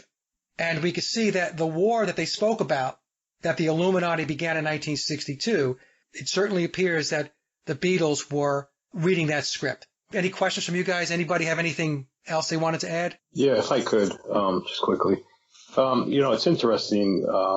When the first video came out, I started reading some of the comments, and there was comments recently that somebody posted there. It almost said something to the effect that after reading memoirs, this one lady, I don't have her name, but she felt like she had to have her book anointed, by a priest type of thing. So, because she believes there's magic attachments to the book. And I know I'm getting off on a tangent here, but I almost feel a bit obsessed with this now too, after reading memoirs. And you wonder how much magic was put into that book even, because I haven't been able to put anything down about this. It's constantly in my mind every day by, going off on a tangent, but I thought it was interesting what she said on that and the whole magic thing. It definitely could have something attached to it, non-Christian like, so, it's a little bit spooky. I thought I'm a Christian myself.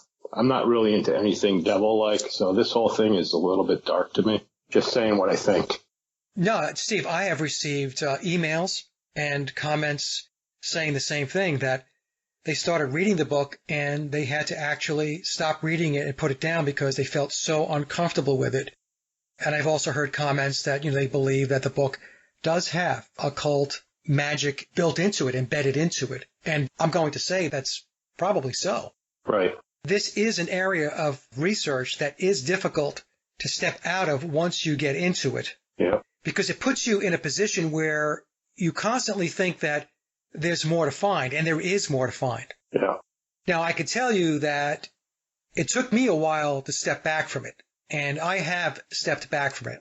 I'm doing this presentation, and I've got maybe another 3 or so that I'm going to put out to wrap things up. But I will say this. It is dark. Yep. And it is important that you don't spend too much time with your head in this rabbit hole. The way I've approached this is I've gotten to the point with this where I feel like I understand it, I've got it, and now it's time to move on and to go tackle other things, other areas of research, because this particular topic can become all-consuming. And there are pieces of this which are not healthy I think from a spiritual perspective, and maybe even from a mental and emotional perspective. It really depends upon the person, how strong the person is mentally to be able to look at this conspiracy and compartmentalize it. That's what I've done. I've compartmentalized it. I try not to spend too much time just swimming in it, because if you do, it will bring you down because there is darkness to it. No doubt. All right, so I'll get off my soapbox. And you sent this one over, Steve, and it's all in the mind, And, of course, this goes along with, it maps in very nicely with the Aquarian conspiracy. It's all about the age of Aquarius, the rise of the Phoenix, and the Phoenix is Lucifer. It's the rise of Lucifer. All of this stuff is put out there. Many people have no idea what it means. If we think about it's all in the mind, and we think about the New Age movement, we think about the Esalen Institute, which comes in under Tavistock, it is all about the mind. Okay, so we'll move to the next slide now, and slide number 34, we have Sgt. Pepper alternative album covers, and there's more symbolism. And I don't know, Steve or Anybody else wanted to talk a little bit about this? Where are we going with this? First of all, I didn't know there was ever alternative covers to Sgt. Pepper. But, Google's a really good thing because you can find a lot of things out there. And I saw like these, I think there's like 3 or 4 different cover options. And I can't use the person's name again, but this man was saying that there's a 5th Beatle kind of embedded where the wax figures are of the younger Beatles there. It shows like a shadowy image, which is probably the wax Beatle head, but even when nobody's there, there's still even one behind Paul McCartney's head. Behind his head where you could see, I'm trying to remember the name of the actor's name with the hat on there. Marlon Brando? Yeah, Marlon Brando. If you look down below him to the right a little bit, you can see kind of a little bit of a shadowing even behind the wax figure's head. The feeling is, I guess, is that, Bill is the 5th Beatle and there's now 5 instead of 4. If we look at the image on the right, we have Billy standing to the left of the drum. Behind him is the wax of biological Paul McCartney. You could see the top of his head. Right, which is kind of that shadowing again. Shadowing, and it's also, I think, symbolizing that they are one and the same. In other words, Billy is now Paul. Yep, took his place. Took his place. Yeah. Yep. And, in the other one, Paul's kneeling.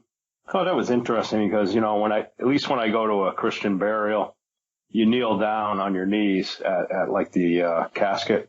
And I thought it was strange. It's only Paul kneeling down there. I mean, Bill, kneeling down by where he'd be buried. So, in other words, he's kneeling down and taking his place, kind of, paying respects to him, sort of.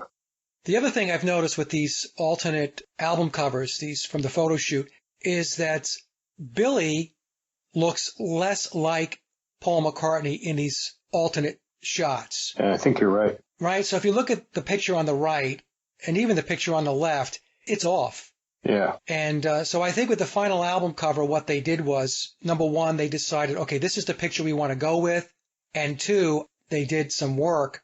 However they were able to do it back in 1967, maybe to airbrush or to make some adjustments to the album cover to make Billy look more like Paul. But in the alternate covers, it is off. He doesn't look like he does on the album cover that finally was released. Yeah. All right, so let's move to slide number 36, and this is something you sent over. I found this to be kind of interesting, that there was some mirroring that was done. Now, who did this? Was it Ralph? Did you do this, or? That was already out there. I just thought it was kind of interesting on the cover. Somebody else had done that. I don't know who to give credit to on that. Almost like the walrus is biting off half the child there. And there's also the symbolism of 3 legs there, sort of, too. And, of course, the walrus was Paul type of thing. That's all tying into it. There's a lot of mirroring that you can do on the Sgt. Pepper album cover. Yeah. And you'll get these types of things. I mean, the main one, of course, that everybody knows about is the mirror going horizontal across the drum. And that's how we get the 9/11 date and he die. And I'll slip that into the presentation so folks can take a look. Okay, so let's move to slide 37. And we have more Aleister Crowley symbolism. And so, folks, what we've done here is we have the Sgt. Pepper album cover on the left, obviously.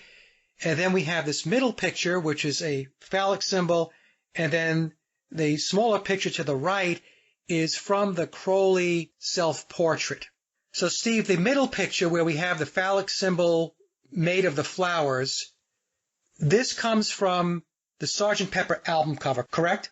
Yes.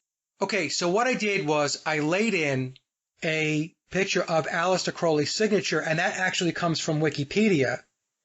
And we can see that when Crowley signed his name, the A in Aleister, he wrote it as a phallic symbol. Yeah. And what we're seeing is his signature, the A, maps to the middle picture, which is a mirror of a portion of the album cover, and it looks very much like the middle picture, like his signature on his self-portrait, which is to the right. So the point being, folks, it's like, okay, Mike, what's the point? The point is we have more Aleister Crowley symbolism on the Sgt. Pepper album cover, not just a cutout of him in the upper left-hand corner of the album. You can see the arrow pointing down, the yellow arrow. But we have other symbolism embedded in the Pepper album cover that is tied to Aleister Crowley. It really does strengthen the argument that Crowley was very much tied into the Beatles, or I should probably say the Beatles were very much tied into Aleister Crowley. All right, so slide number 38. First, we should say that in Memoirs, Billy tells us that both bands, the Beatles and the Rolling Stones, were a creation of Tavistock. Give me your thoughts about this slide. Yeah, on Magical Mystery Tour, it kind of shows a cartoon of the Beatles, which I think you'll get to in one of the next slides. Mick Jagger's wearing the same kind of hat as John Lennon is. It's almost identical. It has like a moon, kind of magical type wizard hat. And then on the clothes, this is not new information, but, it's odd that the Rolling Stones have pictures of the Beatles during a Sgt. Pepper time on their clothes, and you did a blow up of that. Yeah. To show they're both tied to Tavistock and both created, and especially the name of that Rolling Stones album, Satanic Majesty's Request, a lot of satanic type things in all this, It's really in your face, right? It's unbelievable. And I should point out, folks, that if we look to the image on the right, we can see in the upper left, we can see Saturn worship, which goes back to Satanism. We'll go to the next slide, and this is the image you were talking about, Steve, from the Magical Mystery Tour booklet, and we have Mick Jagger to the left with the witch's hat with the moon on it, and I titled the chart Wizards and Magic. Correct, yeah. But it's same kind of moon shape, I think, on it, yellow moon with a black hat. Yeah. And the other three Beatles have red hats. So I don't know if that makes John Lennon more powerful. He was the leader of the band, and I would say Mick Jagger was the leader of the Rolling Stones before Billy took over, at least. So. Yeah. So again, folks, if you're looking at this, you've got to get past thinking that this is just coincidental. Right. They're dressing the Beatles up, even in cartoon form, in wizards' costumes, which is actually in the film itself. And you've got Jagger on the cover of the Stones album, their Satanic Majesty's Request. This is planned stuff, right? These are clues, and this is symbolism that is put out there. It's hidden in plain sight. So everybody needs to start asking themselves, what is this stuff? Why is it out there? What are they telling us? And the smarter we get about it, the more we're going to understand about our reality. So this was a good one, Steve, putting the two bands together and showing the connections. Now, on slide number 40, this is a little creepy. So what about slide number 40 here? When I was Googling, I found a Klaus Warman picture from the Revolver era, because he did the cover of Revolver, but this was an alternative cover. And it shows Bill, actually, I believe, because of the beard and everything, as Paul McCartney laying down dead, To me, it shows it that way, under George's beard there. I thought it was so much like Rosemary's Baby's cover and the Imagine cover. They're definitely all tied in together. And John Lennon living at the Dakota in New York City at the time, that's where Rosemary's Baby was filmed. Right. In that building. So there's some ties to Satan's Child or something. They're trying to say something.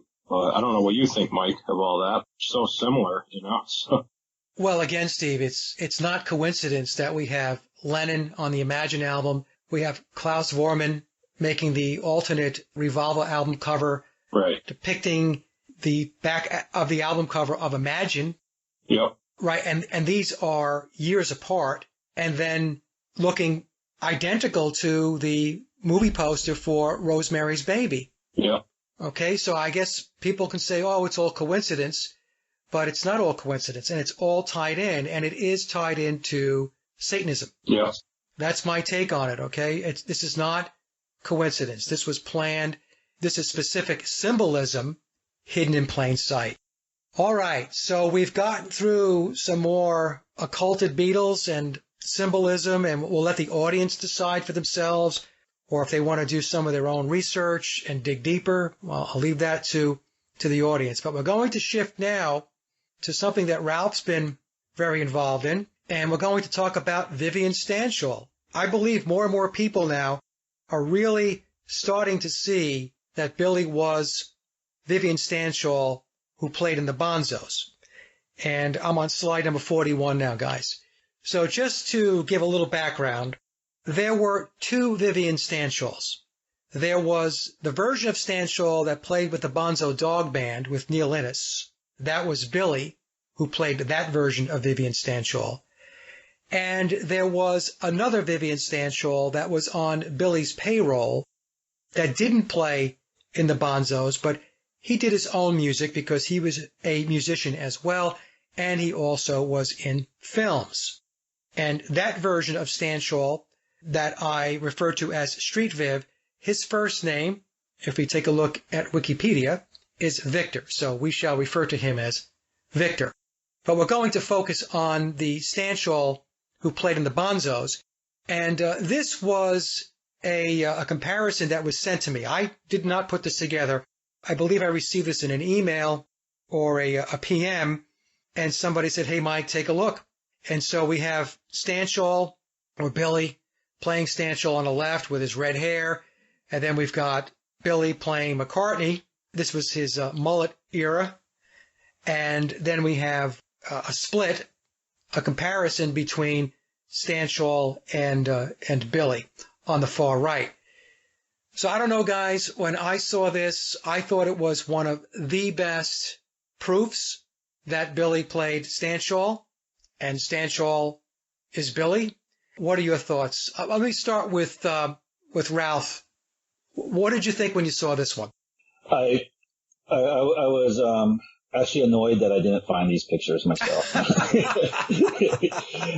Because it's an obsession, because when you first see Bill next to and Vivian, a lot of people don't see it, and it's really hard.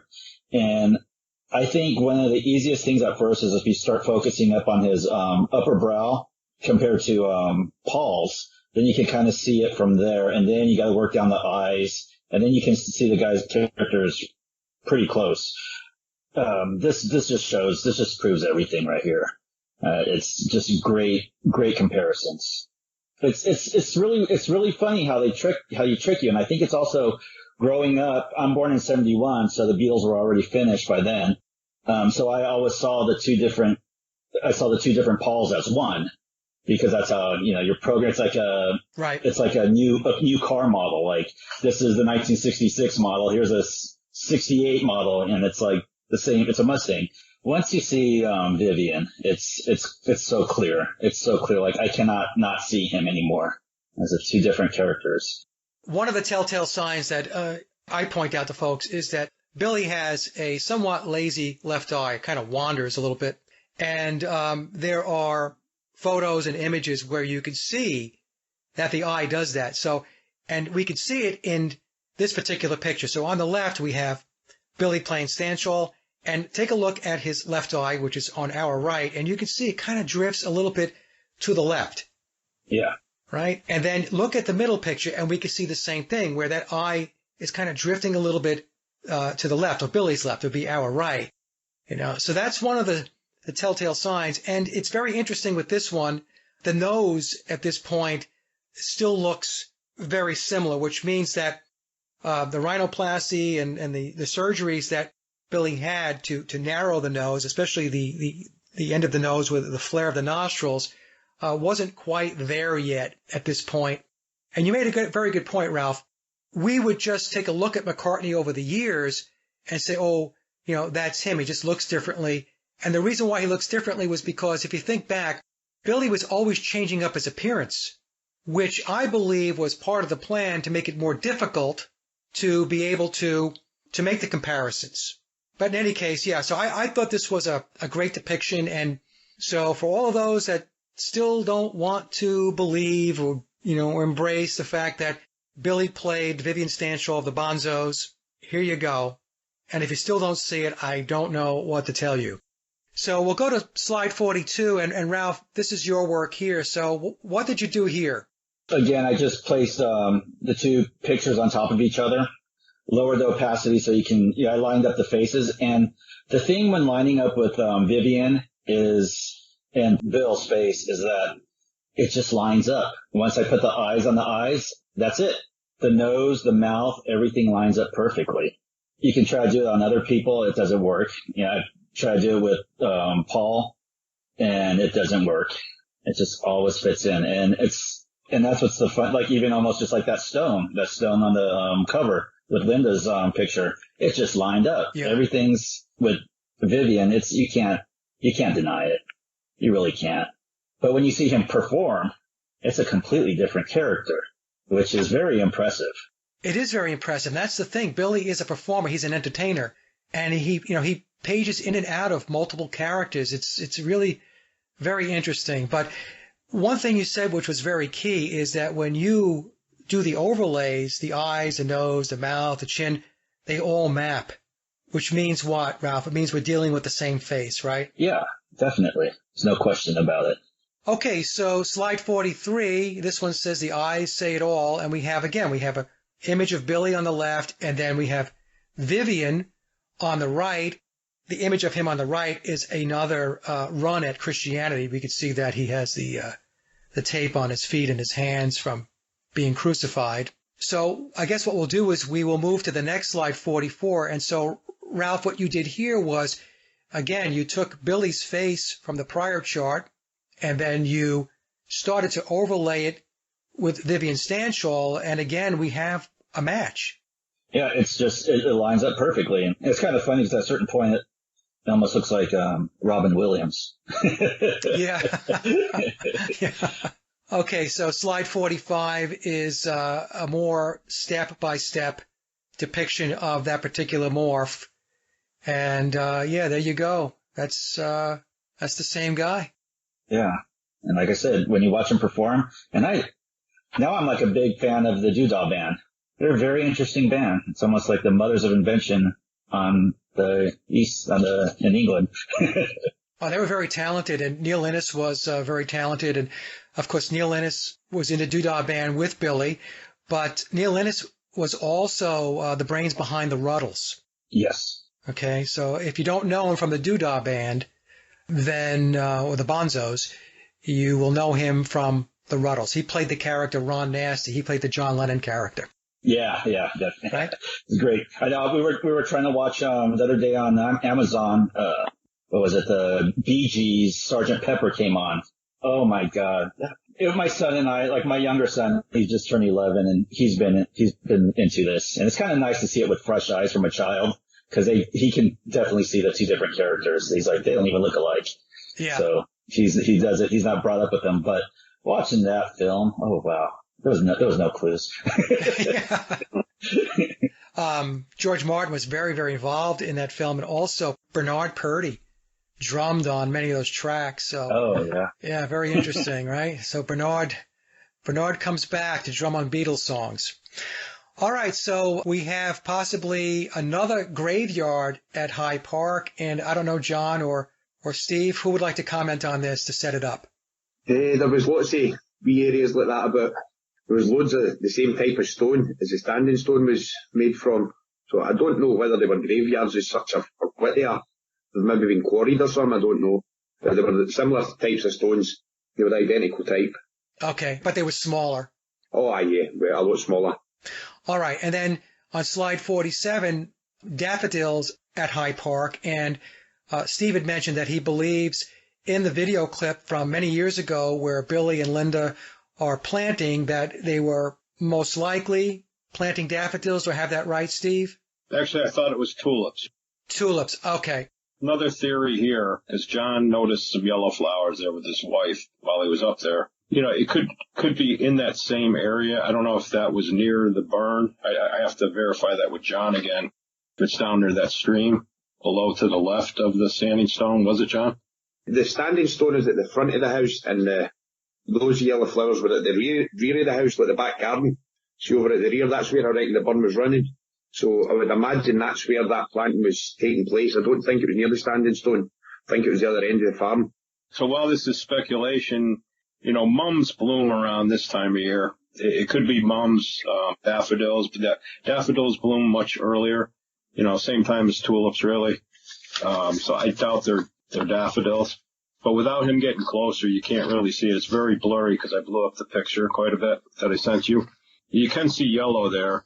It could even be that the caretaker there has been asked to put flowers maybe in some kind of urn, to put something there just as remembrance to him. or, it's like a planted pot of mums, yellow mums or whatever, just to mark the place. Again, if he's in a chamber type of thing, maybe that's where he is, if it's near that berm where they were jumping on. Yeah. Maybe they have flowers continuously up there. That would be my thought. He did really feel like they were flowers. Okay, so that's interesting. And we'll leave this slide there, and folks can chew on it a bit and come to their own conclusions. Let's move to slide 48 now. I think, Steve, this is something you wanted to talk about. You mentioned that you have a theory, or at least some thoughts, where John Lennon might be buried. Yeah. They said that he was cremated, but it did show a body also of him, that I believe Ralph has a picture of that. It's a possibility that John's body might have been transferred over to Strawberry Fields in Beaconsfield Road, which is over in England, in Liverpool. But I was tipped off about Beaconsfield Road. I won't say by who, but, something big is supposed to happen there eventually. So the only thing I could figure, I don't think it has to do with Paul. I think it has to do with John Lennon, or possibly both of them. Now, I'm doing a lot of conjecture here, but it was an orphanage that was either burned down or torn down by, with age. It was supposed to be the playground of John Lennon. So it was an important area for him to play in because he lived close by to there. And John actually just recently went to these areas. I was having him look for rhododendrons, and he could not find one rhododendron there. So, and it says something in memoirs about if you want to find Paul or something, look under the rhododendrons, or, which kind of throws you off on the standing stone too. I was almost wondering if I was being thrown off the path by this tidbit of information about Beaconsfield Road. I don't know for sure. Okay. And the other thing we have to, keep in mind is that memoirs does have threads of fiction in it in order to keep the fictional aspect of the book in place so that Billy does not breach his confidentiality agreements that he signed, right? So the rhododendrons could be a ruse. And you said, Steve, that something you heard or somebody told you that something big would happen at Beaconsfield Road. What do you mean by that? Without getting into revealing sources, what does that mean? I was just told, even after Billy passes, something's going to come up about Beaconsfield Road. Okay. So that intrigued me, and all three of us have been trying to hunt and find clues or anything about this. The only thing really Ralph saw was that there's 4 different designs on that gate, and that's a replaced gate. I guess somebody stole it. So, and the 4 Beatles or something, it might have something to do with that gate, that being that way. Oh, by the way, before, about this Beaconsfield Road, when John just took his trip, I think it was last weekend, and there was a red door also on McCartney's door. So, at his childhood home. Okay. Bit odd, same color paint too. So, just wanted to say that might be another slight clue. Yeah. Because John Lennon's door wasn't that color, right? I believe. No, but they had paint left over from when they did Billy's Farm. Could be. I also have this theory, and somebody else does too, that it's possible that Paul McCartney and John Lennon were orphans themselves. And, it's funny because, the parents died early. If you look at a lot of pictures of Paul McCartney's father that Bill was with in a lot of the pictures, he looks like 3 different people. Yeah. So there could have been other actors. I mean, if Bill's playing an actor part, maybe the family was actors. It's a possibility. 2 orphans and no history of them, and they could just start fresh. Mind control. That was just a, conjecture on my part again. No, it's okay, because I had said that, I've gone on record to say that I have a theory that the Beatles were in a mind control program from early on. Yeah. I've said this, and, there's really no way to prove it, but there are clues. As an example, I think I mentioned this on the previous show, or certainly on other shows that I've done. We have images of biological Paul McCartney and George Harrison with bird cages over their heads. Bird cages are symbolic of Illuminati mind control. It's not just that they decide to put bird cages on their heads and then be photographed at a photo shoot. So again, symbolism is being communicated out, yeah, whether it be to us or to the inner circle. So I wouldn't discount the theory that John and Paul specifically, maybe George, maybe Ringo, who knows, but we'll focus on Paul and John, were orphans and possibly subject to a mind control program. Right. Because I have said, that the official narrative that we're given was written by the very same people that gave us the PSYOP, that created the Beatles, and then created an entire backdrop, an entire fictional story about how it happened. Right. 4 middle-class Scousers from Liverpool get discovered by a small record shop owner who then goes about trying to sell a demo tape. The 4 lads wind up with EMI under the tutelage of George Martin, achieve superstardom. I mean, that whole story is a Cinderella story that is complete fiction, and it's myth. Right. In fact, Lennon has told us so many times in a number of interviews that the Beatles were a myth. He calls it the Beatles myth, the McCartney myth, the Dylan myth. So anyway, so very interesting. We'll have to see, what happens, if anything happens with this. If you guys find anything, just let me know and we can get together again and talk about it. So that brings us to the very last slide. And Steve, I know you have some final thoughts, and then we can go to Ralph and to John to see how they want to wrap up. But what are your thoughts, Steve? Yeah, and that final slide, I think John and Gillian, if I'm pronouncing it right, did that map, because I just wanted to. It's kind of a little bit dark, but it shows what in relation to where everything is on that farm, at High Park Farm. John was nice enough to put that together with his wife. I really appreciate these other 3 people that helped me with this, because Ralph is extremely talented with the visual end of things, and John having the courage to go up there and interview people took a lot, I think, and he had a 3-hour drive to get there. So he's really dedicated to trying to help the cause here, sort of, and I'm really happy that they were part of this and were able to be on the video. My hope in this whole thing, I think I wrote to you a little bit, that eventually there's going to be a disclosure of this burial site, if it is the burial site. I'd really hope it comes from Billy before he passes, or in a will or something, that they'll eventually say where he is. And the reason for that, like Elvis's grave at Graceland, fans can go visit it, other family members could go visit it. I just think it would be a great place to eventually have as a park. And whether that happens or not, if it doesn't, fine. But he'll do it in his time, I believe. He'll reveal what he wants to reveal. Okay, yeah, we'll have to wait and see where he goes with it. But yeah, no, great work. John, any thoughts that you have? No, not really. Hey, just thanks for letting me be part of this. It's been great fun. Oh, you're very welcome. You're the main man. You went to the farm. Yeah, that was a great day. It was a nice day.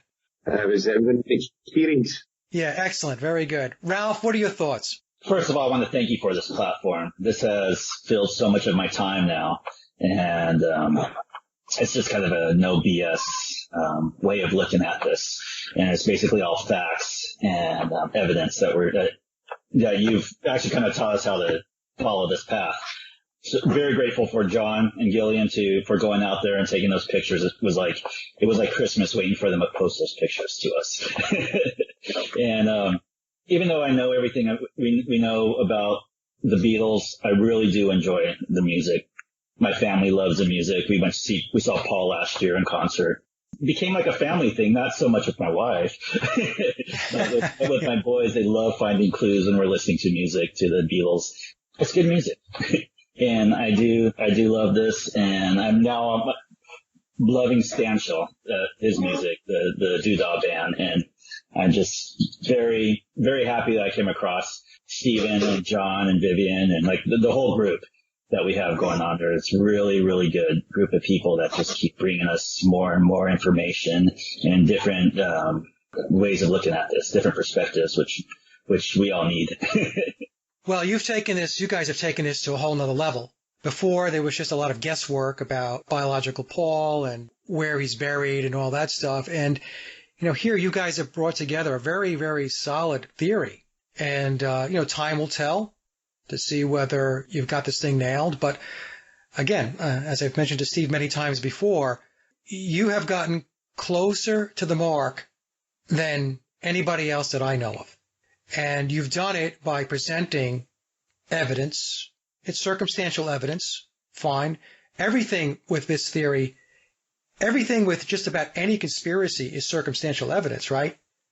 Because if we found direct evidence, it would be case closed. So it's a matter of stitching together all of the circumstantial evidence to present the picture. You guys have done a great job. What we'll do is we'll get this out, and I know folks are going to love it. The first presentation was well received, very well received. And I think between my two channels, it has like 15 or 16,000 views, which is quite good considering the topic. The McCartney conspiracy and the Beatles conspiracy is still very niche. To us, it's very important. It's very front and center, but to many other people, especially people in the conspiracy research business and the alternative research business, they don't pay a lot of attention to it. So considering, our little small pie of the action, it's done very, very well. So I expect this will do just as well, if not better, than the first presentation. Well, gentlemen, that's it for today. I want to thank you very much. I'm going to try to have the presentation out as soon as I can. And if you have any questions, please feel free to email me.